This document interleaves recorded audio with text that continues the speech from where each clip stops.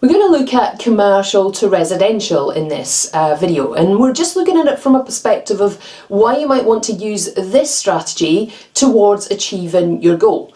So if you're looking to generate a monthly income or a capital pot, again, this is a great strategy for both of those, and it depends on the type of unit, will depend on which one works best for you.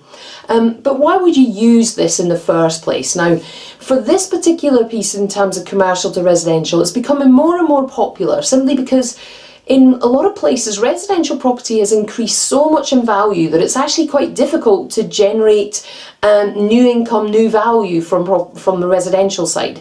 So a lot of investors are moving and looking at commercial properties because they tend to be slightly cheaper to acquire. Now, it's not always the case, but it can be. You get more space, more square footage or square metre for your money very often in commercial than you do in residential. So what's the value in that then?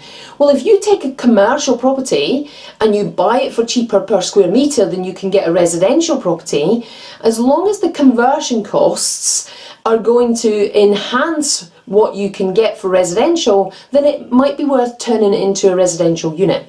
Now, you could look at it and turn it into more than one residential unit. The great thing about commercial is that it tends to be significant in size. So a lot of commercial properties instantly can be split into at least 2 units. And I say 2 units, maybe 2 flats, 3 flats, or maybe houses. So sometimes you'll buy commercial property that is very adaptable to maybe a row of terraces or something similar to that. But realistically for this, you may keep them and rent them out, but for most people they might buy a commercial property, add enough value in order to sell the properties on to create a capital pot. This takes more money usually, so if you're an investor with some money and you want to make slightly good value in terms of capital pot, this might be something that you find quite attractive to do.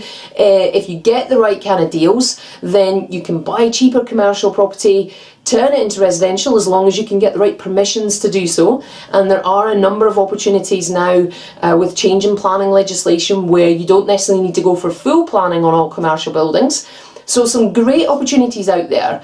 I'd say if I was doing commercial to residential, in a lot of cases I might be looking to try and sell to make capital pot, but it's equally useful for splitting into separate units, perhaps 4 or 5 or more flats, keeping them and generating very healthy monthly income if that's what you're looking to do.